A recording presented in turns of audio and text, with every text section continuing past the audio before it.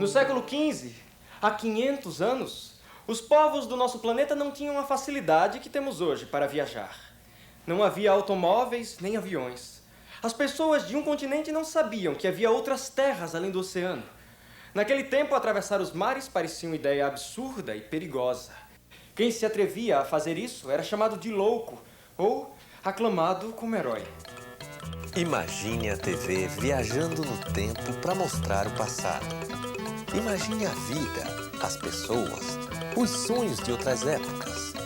Imagine tudo isso como era há 500 anos. 500 anos, um novo mundo na TV. Episódio 2, Caminhos da Riqueza. Nossa expedição tem tudo para dar certo, graças ao apoio de El Rei Dom Manuel. E graças também às bênçãos da igreja, não é, comandante? Claro, arcebispo, claro, desculpe. Graças às bênçãos da igreja também. As embarcações portuguesas do século XV eram pequenas e frágeis comparadas aos navios de hoje. Eram feitas artesanalmente, com peças de madeira e ferro fundido. Não existiam motores naquela época. As embarcações dependiam do vento, que enchia suas velas e as empurrava através dos mares. Para se ter uma ideia, imagine que o convés de uma caravela tinha quase o tamanho de um campo de vôlei. Zarpar!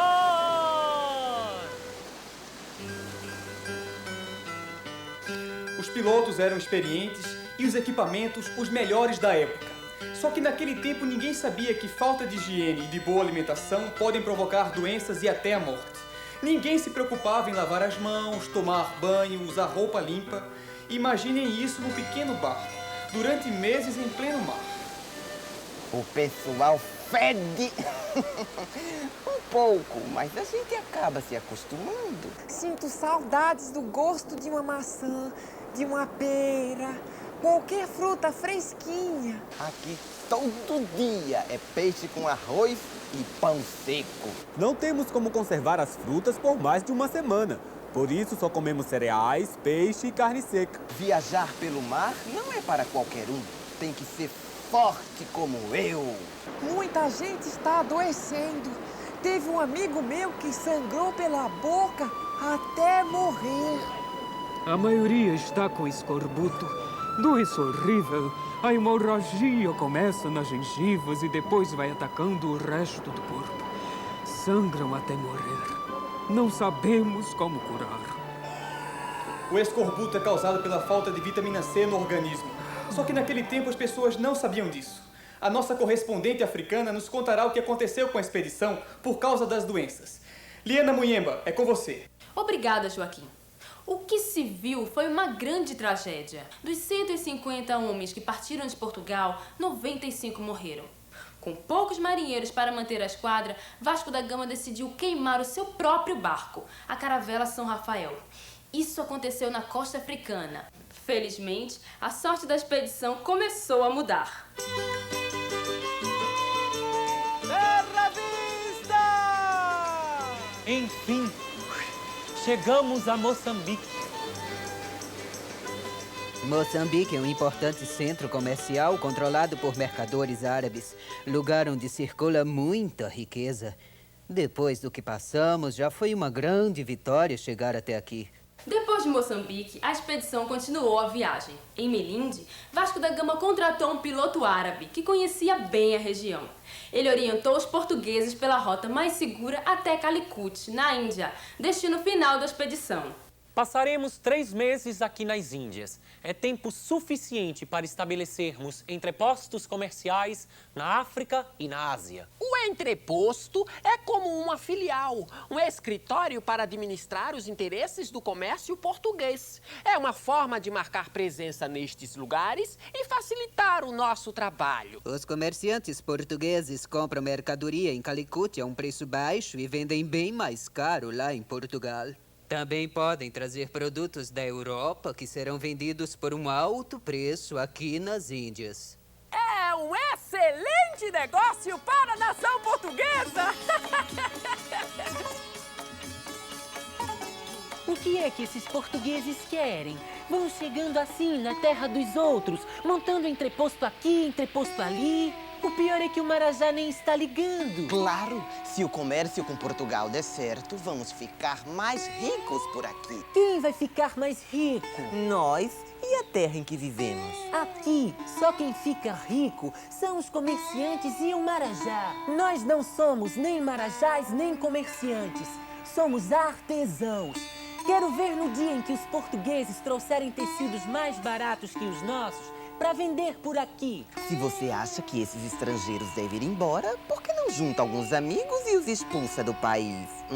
Eu, hein? Já vi o tamanho dos canhões que eles têm? Quem é doido de enfrentar esse povo? Ninguém ousava enfrentar os portugueses. Através de Vasco da Gama, Portugal ampliou seu poder econômico, consolidando uma nova rota de comércio com o Oriente. O Império Português firmava-se como uma das grandes potências do final do século XV. Agora podemos trazer mercadorias com muito mais rapidez e segurança. Somos o único país da Europa capaz de fazer isso com tanta competência e qualidade. Você quer produtos do Oriente? Portugal vende, simples e seguro. Nossa localização também ajuda. E como ajuda? Quem sai pelo mar da Europa para o Oriente tem que passar em Portugal. Pra que se arriscar no oceano perigoso? Gastar mais? Pra quê? A resposta é uma só. Portugal traz o Oriente até você! A viagem de Vasco da Gama trouxe muitos benefícios para Portugal. Ela foi considerada até mais importante que a chegada de Colombo na América. Diretamente de Lisboa fala Joaquim Vaz. É isso mesmo, Liana. Estamos no meio de uma grande comemoração em Lisboa. Vasco da Gama está sendo recebido como herói nacional e nesse momento está sendo homenageado pelo rei Dom Manuel. Em nome da coroa portuguesa, concedo ao comandante Vasco da Gama o título de almirante, além da posse de valiosas propriedades. Obrigado, majestade. Apesar da grande façanha de Vasco da Gama, Dom Manuel não estava satisfeito. O rei pretendia continuar aumentando o poder do Império Português. Vou preparar uma expedição que irá ainda mais longe. Quem comandará essa expedição, majestade? Um homem valente, de caráter, grande competência e capacidade de direção. Seu nome, Pedro Álvares Cabral. Mãos à obra, Figueroa. Quero esta nova expedição partindo em 6 meses. Uma outra expedição? São os boatos que correm por aí. E por que os boatos? Já não chegamos às Índias? Sim, mas o que dizem agora é que Dom Manuel quer fazer a rota ocidental para as Índias, pelo Oceano Atlântico. O quê? Atravessar o Atlântico? O rei ficou maluco? É suicídio. Não, aí tem coisa escondida. Você acha? Só pode ser. Estão querendo fazer o mesmo que Colombo fez. Estão querendo ir até onde ele foi. Diziam que a esquadra de Cabral estava indo para as Índias. Só que a rota escolhida na sala de Dom Manuel é um mistério até hoje. A corte portuguesa sabia que, além de Colombo, os ingleses e os espanhóis haviam atravessado o Atlântico. Sabia também que eles haviam encontrado uma ilha cheia de uma espécie de madeira vermelha chamada Brasil. Era uma mercadoria valiosa que poderia ser muito útil na Europa. Talvez Portugal estivesse de olho nessa riqueza, já que nem a Inglaterra e nem a Espanha havia tomado posse daquela ilha. 13 embarcações e 1.200 homens! Ai, valei-me, Nossa Senhora! A maior frota que já saiu deste porto. Lá se vai o dinheiro dos impostos que paguei. Essa Maria, que coisa mais feia! Dom Manuel nunca teve tanto zelo com uma expedição como essa que vai saindo aí. Tomara que deem alguma coisa boa. Enquanto isso, algo está acontecendo do outro lado do oceano. Diretamente de lá, fala nossa correspondente ameríndia. É com você, Tainá. Neste exato momento, o pajé Tupiniquim convocou os membros do Conselho Tribal.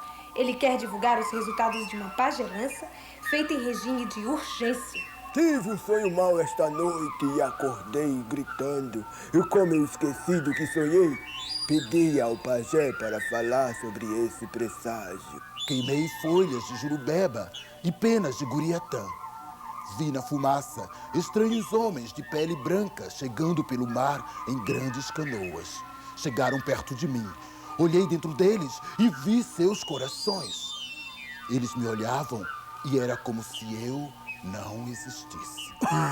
E o que significa isso? Significa que todos precisam se preparar para uma grande mudança, seja ela qual for. Uma viagem e muitas surpresas. Veja no próximo episódio os primeiros contatos entre os portugueses e os habitantes de uma terra distante que seria chamada de Brasil.